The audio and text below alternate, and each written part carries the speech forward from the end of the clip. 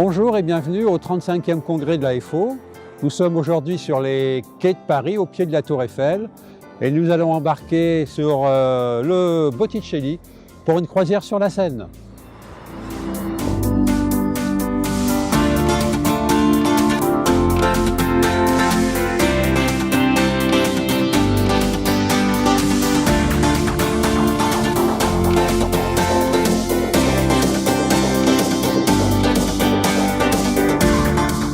Le congrès débute aujourd'hui sur un sujet brûlant et qui intéresse tout le monde, notamment les professions de santé. Et c'est Xavier Blusseau qui va ouvrir le congrès avec une communication assez originale. L'ostéopathie est face à un enjeu majeur et peut-être un enjeu déterminant pour son histoire qui est le marché des TMS. L'enjeu est surtout pour les jeunes ostéopathes qui ne connaîtront pas l'âge d'or que les plus anciens l'ont connu. Donc il y a vraiment un enjeu en termes d'éducation et d'accompagnement des jeunes ostéopathes dans leur future activité. Et l'enjeu est peut-être de rendre l'ostéopathie un peu plus moderne que ce qu'elle est. Mais malheureusement, l'ostéopathie est en train d'adopter un comportement complètement décorrélé de son enjeu. Un peu comme je l'ai fait avec Michel. Et donc la question qui se pose, c'est est-ce que l'ostéopathie est une ordure? Est-ce qu'elle est inconsciente de son enjeu? Ou est-ce qu'elle est complètement stressée par l'enjeu et qu'elle ne sait pas prendre des décisions? Ou est-ce que peut-être tout simplement elle est déjà résignée et puis elle ne fera pas l'effort de se transformer pour répondre à cet enjeu? Pour vous dire, AG2R La Mondiale, c'est un groupe de... On est caisse de retraite Arco-Agir, qu'on est la première caisse de retraite complémentaire en France. On doit servir les retraites à une personne sur 4. Et les cotisations de salariés du régime général, un salarié sur 4.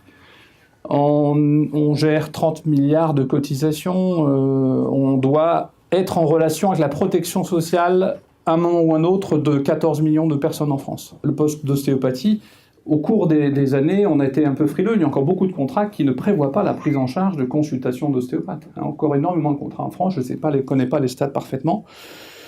Quant à tous les accords de branche nationaux que l'on a bâtis avec nos professions, on a systématiquement créé une ligne. Alors soit on l'appelait pack bien-être, on vous met dans un pack bien-être, hein, donc consultation, ostéopathe, chiropracteur, diététicien, etc. C'est tout ce qui n'est pas pris en charge par la sécurité sociale. Quand on est complémentaire à la Sécu, on a une feuille de soins et on arrive en télétransmission en automatique à rembourser le complément de dépenses de santé. Mais quand, comme vous, il n'y a pas de carte vitale, sauf si vous êtes aussi médecin, certains d'entre vous êtes aussi également médecin, donc parfois il y a une pratique différente quand vous émettez une feuille de soins, mais la plupart du temps c'est pas le cas. Là c'est un système de remboursement totalement différent dont on assure nous 100% de la prise en charge. Voilà. Aujourd'hui, c'est une grosse journée où psychologie, hypnose et acupuncture sont à l'honneur. Ce matin, nous allons avoir 2 conférences. Une première par Bernard Côté, qui est directeur général de Ditactem, qui fait de la prévention des risques. Et ensuite, Patrick Gignès, qui est médecin de la douleur. Eh bien, je vais vous montrer ce qui a été réalisé dans une entreprise un peu connue qui s'appelle la RATP, où nous avons mis en place pour l'ensemble des agents de l'entreprise une action de sensibilisation. Au bout de 14 mois, la fréquence des arrêts de travail est passée de 920 à 180. Et ça, ce sont des courbes de l'entreprise, c'est-à-dire que faire de la prévention et motiver chacun, faire en sorte qu'il devienne acteur de sa propre prévention, je me répète, mais ça fonctionne. Alors la chronicité, moi c'est ce qui me passionne depuis toujours, elle est partout cachée. Plus la vie s'accélère, plus la chronicité nous ralentit. La société s'accélère, donc il y a des phases de douleur aiguë pour arrêter l'accélération, et des phases de douleur chronique quand on ne veut plus jouer à la course sociale. Donc, et dans toutes les sociétés, il y a 17%, en Europe c'est mesuré, dans d'autres pays c'est pareil, c'est géré autrement. Il y a 17% de la population qui est malade douloureuse chronique.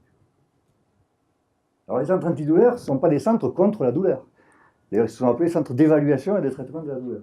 D'évaluation. Il se trouve qu'évaluer, il y a 2 conséquences positives des structures de douleur, mais qui ont difficilement été, en France, pas mesurables, je vous l'ai dit hier, puisqu'on ne peut pas mesurer l'impact positif financier après une prise en charge. Par contre, les médecins généralistes qui nous adressent les patients disent ils consomment moins.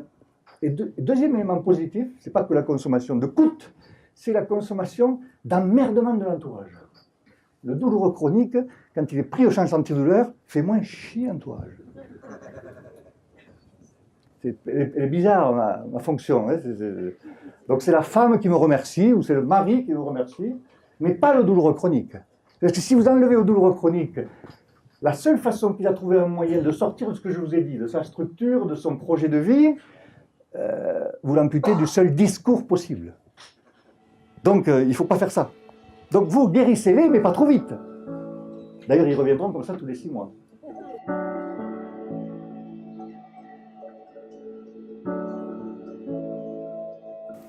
Alors, je propose un plan relativement simple pour cette conférence qui va durer 30 minutes environ. Les RPS en chiffres et notamment les risques psychosociaux dans le monde de la santé. C'est-à-dire, au fond, quels sont les facteurs de risque d'ordre psychologique qui vous concernent également et qui concernent nos confrères médicaux et paramédicaux. On fera un focus sur le stress, parce qu'on entend beaucoup parler du stress, on dit tout et presque et son contraire et n'importe quoi aussi sur le stress. Donc en comprenant mieux le mécanisme du stress, on peut comprendre aussi les liens qui s'opèrent entre les aspects psychologiques et les aspects somatiques. Tout à l'heure, j'étais stupéfait parce que j'entendais certains d'entre vous dire « mais moi, je ne suis pas psychologue ». Bon, en fait, on est tous psychologues, c'est ce que disait Ginès ce matin. Nous sommes tous psychologues. On peut le devenir en quelques minutes. La simple bienveillance avec laquelle nous allons accueillir notre patient, c'est déjà de la psychologie et ça a déjà un impact sur le trouble musculo-squelettique. Surtout ceux-là, ceux qui vont de la profondeur à la superficie. Parce que qu'est-ce qu'il y a en profondeur? Donc, la peau, les tendons, les muscles, etc., les nerfs, les organes. Et au plus profond de cette chaîne, il y a la psyché. Et là, je fais de la médecine traditionnelle chinoise, de la médecine traditionnelle chinoise classique. Le trouble musculo-squelettique raconte une histoire. Selon le territoire sur lequel il est, quel méridien, quel orbe, quel monde, est-ce que je suis sur un territoire de poumon, de cœur, de foie, de rein? Et je voulais citer une expression que j'aime beaucoup en termes de psychosomatique, qui est une expression populaire, avec un auteur que j'aime beaucoup, qui est un auteur très populaire en France. Et cette phrase est une phrase de Coluche, qui est à mon avis la plus spectaculaire expression de médecine traditionnelle chinoise ou de médecine psychosomatique, et qui dit ceci: si tu ne fais pas aujourd'hui ce que tu as dans la tête, demain tu l'auras dans le cul. Donc je fais un peu le même métier que vous, mais comme je suis aussi acupuncteur, homéopathe et pas mal d'autres choses, j'ai une pratique qui diffère un peu de la vôtre. Mais on va essayer de vous donner quelques outils de travail complémentaires à ce que vous faites, qui me paraissent quand même très intéressants. Nous avons vu les contraintes biomécaniques au travail, dans le cadre des TMS. On a vu aussi qu'il y avait des contraintes psychosociales qui étaient importantes dans la gestion du stress. Mais on a aussi un système de contraintes qui s'appelle les contraintes biologiques. Nous ne sommes pas tous égaux. Nous ne fonctionnons pas tous pareil, on n'a pas tous la même identité. Voilà, nous naviguons après une après-midi bien remplie pour terminer avec le cocktail et la soirée dansante.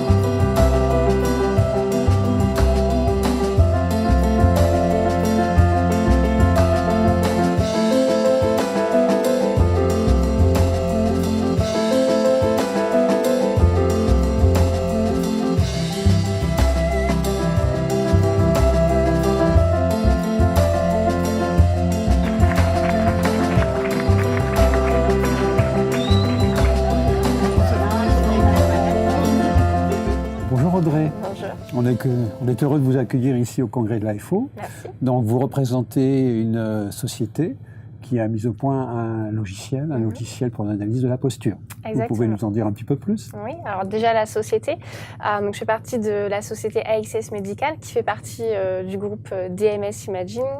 dont le siège social est à Montpellier. Donc, on est plutôt spécialisé dans le secteur médical en général, la radiologie, la beauté et également, donc, moi, l'imagerie 3D. Donc, mon dispositif, c'est Kinyod. Il est destiné à tous les praticiens qui traitent du rachis et des membres inférieurs, tous ceux qui traitent de la posture en tout cas en général. Donc à la base, nous, on était plutôt basé podologie, sauf qu'on a un nouveau distributeur qui est Capron, distributeur exclusif en France. Donc moi, je m'intéresse maintenant donc aux ostéopathes, aux chiropracteurs et aux kinésithérapeutes, parce qu'on s'est dit que ces praticiens également regardent donc la posture dans leur ensemble. Aujourd'hui, il n'y a pas beaucoup de dispositifs qui vont permettre le diagnostic. Donc, on est là un peu pour intégrer ça également dans leur pratique. Vous pouvez nous exposer un petit peu le dispositif. Donc, en fait, Kinyod va permettre une acquisition du corps des patients. Donc, on fait une acquisition de dos et on va faire une reconstruction 3D, en fait. Ça va permettre de regarder tous les équipes du corps du patient. Donc, on va regarder tout ce qui va être au niveau donc, des acromions, on va regarder les rotations, on va regarder les gibbosités, la syphose et la lordose en sagittal, voilà, plein de données dans la posturologie. Pour résumer, on va donc faire une analyse de la forme. Oui. Et on va faire une analyse du déséquilibre. Exactement. Et on va le faire dans les 3 plans de l'espace. Oui, en sagittal, en apical et de dos. D'accord. Alors, quels sont les moyens que vous avez pour faire cette analyse de la posture? En fait, le boîtier est équipé de 3 capteurs. Donc, on a l'infrarouge et 2 capteurs qui vont permettre donc l'acquisition du corps du patient. L'infrarouge étant là pour faire la reconstruction 3D du corps des patients. D'accord. Donc, vous avez l'infrarouge et vous avez aussi des caméras pour enregistrer l'image. Exactement. D'accord. Donc, avec l'aide de l'infrarouge et des caméras, vous allez pouvoir mettre en place des données qui vont être interprétées par le logiciel. C'est ça. D'accord. Ça semble extrêmement simple. C'est très simple, c'est très intuitif, c'est très rapide. En 5 minutes, l'acquisition est faite et le traitement de l'image est possible. Eh bien, maintenant, Audrey va nous montrer quelques exemples. Oui, pas de souci, on peut faire ça. Audrey, maintenant, vous allez nous décrire un petit peu le matériel qui est nécessaire pour cette étude de la posture. Oui. Alors, donc le Kinyod, c'est le dispositif qui est juste là. Donc, c'est un petit boîtier qui pèse seulement 3 kg, donc qui est facilement transportable pour les personnes qui ont plusieurs cabinets. Donc, ici, on a l'infrarouge. Et ici, donc, on a 2 capteurs qui vont permettre donc l'acquisition du corps du patient. Donc, il faut savoir que l'infrarouge aussi, on est sur du non-invasif, contrairement à de la radiologie. Donc, une fois que l'acquisition est faite, en fait, on va directement tomber donc, sur cet écran avec un petit traitement d'image quand même. Donc, il y a un résumé de tout ce que je vais vous montrer. Donc, on a ici un bilan frontal, un bilan sagittal, un bilan morphométrique, le bilan des gibbosités, toutes les données chiffrées, puisqu'en fait, on est sur un outil de mesure. Donc, très rapidement, ici, sur cette page, on va voir tout ce qui va être gibbosité. Donc, on va regarder les gibbosités gauche et droite. On va regarder également donc, toutes les rotations du corps du patient, acromion, UPS, crepopité et pied. Donc, on retrouve ici toutes les mesures, encore une fois, chiffrées. En vue sagittale, syphose, lordose, point d'inflexion, syphose, lordose, le calcul des flèches. La vue morphométrique qui va davantage servir à la communication au final avec les patients, c'est ce qu'ils vont retenir assez facilement. Donc ici, on a un quadrillage que j'ai fait passer au-dessus du patient. Visuellement, on va avoir par exemple une épaule qui va être plus basse qu'une autre. On a également donc, la ligne des niveaux. Donc ça, c'est une carte de profondeur au final. Donc tout ce qui est rouge, c'est ce qui est près, vert, c'est loin. D'accord. Donc là, ce qui est rouge, c'est ce qui ressort. Donc là, en haut, c'est la syphose. C'est ça. Et ce qui est vert, c'est le creux. C'est la lordose. C'est les lordoses. Donc là, on a une lordose cervicale, une lordose lombaire, moins accentuée que la lordose cervicale. Exactement. Ça se voit très bien, formidable. Sur cette vue, on va regarder tous les déséquilibres du corps du patient. Donc par rapport à une verticale et une verticale de barré pour ceux qui ont fait une formation en posturologie. Donc sur la dernière vue, donc une vue apicale, qui va être un peu compliquée à expliquer rapidement. Donc apicale, ça veut dire vue du dessus. De dessus, oui, bien sûr. D'accord. Et là, il faut une caméra au-dessus pour le faire? Non, pas du tout. En fait, avec une seule acquisition de dos, on a la vue donc frontale de dos, la vue sagittale et la vue apicale. Formidable. Donc en vue apicale, on va regarder surtout la ligne des épineuses qu'on retrouve ici.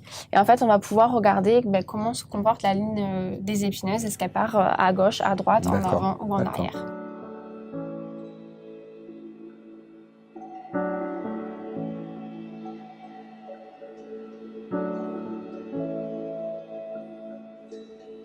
Alors la réponse que l'agence Teaser a donnée, c'est un annuaire en ligne qui permet de trouver un ostéopathe proche de chez soi, mais qui le permettent bien sûr à travers l'accès direct au site, mais surtout à travers une recherche via Google. Chaque page est un mini-site avec du contenu qui est propre à l'ostéopathe.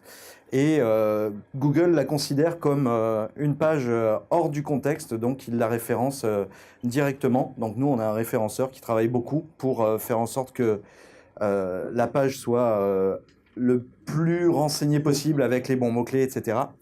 Et puis, on a intégré le moteur de géolocalisation Google parce que Google adore Google. Je ne sais pas pourquoi, mais ça marche bien. Le congrès est terminé, le bateau est arrivé quai du Grenelle. À Paris, ce fut un congrès très agréable. Être sur l'eau, c'est toujours merveilleux. Et plein d'émotions surtout parce qu'on a appris le départ de Michel Salas et c'était plein de larmes. Et puis on l'a remercié parce qu'il n'y a pas beaucoup de gens qui l'auraient fait aussi bien que lui. Il n'y a plus qu'à vous quitter et à vous dire à bientôt pour la prochaine Gazette. À terre.